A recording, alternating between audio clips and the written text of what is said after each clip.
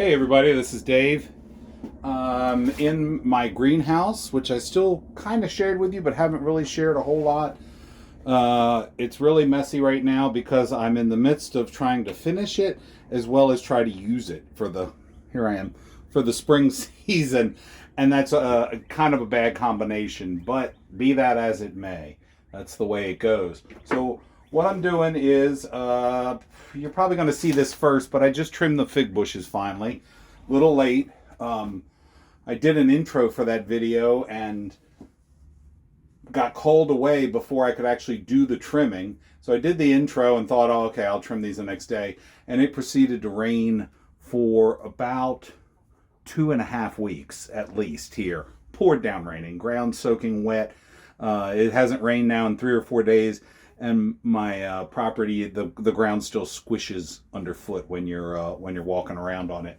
But be that as it may. So, if you're new here, my name is Dave. If you're not new here and you're returning, my name's still Dave. Channel's the same. Like, share, and subscribe. I would super appreciate it. If you see things you like and we're doing things that you find interesting. What I have here are some of the cuttings, and I did take a bunch of cuttings, you'll see. I mean, like really long cuttings from my figs. These are brown turkey figs. They do well in my climate. They do well in the we're temperate for the most part, but we do have some cold winter spells, usually down into the 20s. I actually planted Black Mission fig 2 years ago. They're still very small, and I know they generally require warmer temperatures, so I may be sticking with brown turkey. So to stick to brown turkey and not break the budget, we do cuttings. So when I trim the trees in the spring, I take cuttings off of them and reroot them. I've done that and given them away and done several, and we're going to do some more this year to plant. So what do we do? So I've got a, this is actually the apical. This is like the terminal end of a branch. These are really good. This is where all the growth is getting ready to happen in the spring, so it's all charged up and supercharged and ready to go. That's not to say you can't take cuttings from elsewhere, but I do like making sure I grab all of these that I can when I do cuttings. So I've got a piece here, probably about 8 inches long. You can see it's good size. Almost big around as my finger. I want to make sure they're good size. I want to make sure they have plenty of reserves in them to keep them going until those roots start and until it can establish its own and become its own plant. So very simply, I've got some medium here. This is wood chips that were dumped by my local arborist. They're free. They're not screened, so you do get little chunks of wood and things like that in them, but that's okay. They're free and they deliver them to the house. I'll take it. I'll worry about getting them sorted out after that. This is 1 year, about a year and a half old. It's been sitting in a pile. I do have a tractor with a bucket. I turn it periodically. If you don't have a tractor with a bucket, you can certainly put it into smaller piles. Turn it with a shovel, turn it with a spade, or just let it lay there. Honestly, if it gets rained on and it gets lots of heat in the summer, it will break down. This is, you can see it's broken down into, you can see it's broken down fairly well. It's still got some wood chips in it, but it's got a lot of what I would, organic soil-like content. But this is not dirt. It's just that broken down chip. There's no dirt or soil added to it. So what do? First thing we do is we're going to cut these, and I just use this one because I just got that one all dirty. It's just a different one. So we're going to cut it right at a node. You see that right there? Let me get where you can see it. Yeah, that's a bud. That's a node. That's where all the growth is going to happen. I like to cut them at an angle. I've heard people say it doesn't matter, but you can see where that line is. That's where the node is. That's where the growth is going to happen. Now, one of the things you can do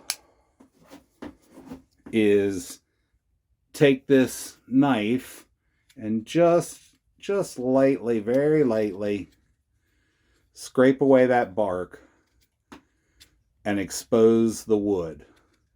And the idea with that, I don't always do this. Sometimes I forget and don't have my pocket knife with me. Sometimes I do. But the idea of this is we're going to dip it in that rooting hormone, you know, that powder. And if we expose this, the hormone's getting here into the wood, and it's going to, according to the theory, it's going to stimulate better root growth. So we take that rooting powder. Yep, I just stick it right into the bottle. There you go. Shake it off. It's nice and dusted, you see. And we're going to just put it right into this container. Now this container doesn't have any holes in it because I kind of want it to stay a little bit watery. I want it to stay a little bit soupy, at least especially for the first 2 days. First couple days, I don't know, I said 2, maybe 3 to 5 days, as that plant soaks up and this cutting soaks up and keeps plenty of moisture on hand. Because with no root, we're in a greenhouse. Let's see. See? With no root and nothing else there, it will very quickly dehydrate and dry out. So these little pans, you can get them at the dollar store fairly cheaply. They're not unreasonable. I've got a couple of them. They're just simply little loaf pans. The other thing is that they are quite reusable if you treat them gently. So again, we've got the end. This one I'm not going to bother with scraping the bark off. We got it covered. You can see I completely gum that thing up. Because what's going to happen is when you start watering these and you start, they have a little bit of time, some of that rooting hormone is going to come off. Some of that rooting hormone is going to just get dispersed in the soil. So I like to have a big gunk there. And we'll do one more for this, for this pan. Now I am going to trim, see that one has got a little, where the bud is, it's actually got a little branch coming off. I'm going to trim that off because that's going to end up being underground anyway. And so once again, just to show you one more time. 3 days later. Welcome back. I guess you could call that a brief intermission. So I completely finished that video on rooting the figs, and when I got inside and the next day to upload it, realized it had cut off when I was doing the third cutting there. So you didn't miss anything. They were all done the same way. I think you probably got the idea.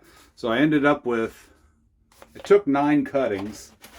I have more sitting here in a bucket of water that I could, do. But I'm not sure I'm really going to. These 9 look like they're stimulated and growing. So here they are. I put them into one of these planter trays because then I can just fill this with water. And this one, these are actually dogwoods, can soak it up. The rest here, these which have really no root whatsoever, I water those individually. And they're all set to go. So that's it. Really, that goes for any plant. You want to snip it at that node, at that bud, and then that's where, when you push it underground, it'll stimulate root growth as opposed to lateral growth, which if it's above ground. And you want to keep them moist. You don't want to keep them like completely soaked, because especially with soft woods like fig, the end that's underwater will actually rot before it'll root. So you want to keep it moist, but you also want to have lots of air, plenty of sun, and you want to make sure that it doesn't dry out, but that it isn't just swimming in water. So that's it. This is Dave. I hope you learned something. If you did, like, share, and subscribe. I appreciate it. And as always, stay safe, stay prepared, and I'll see you on the next video, which hopefully the camera will work the whole time. Have a good one.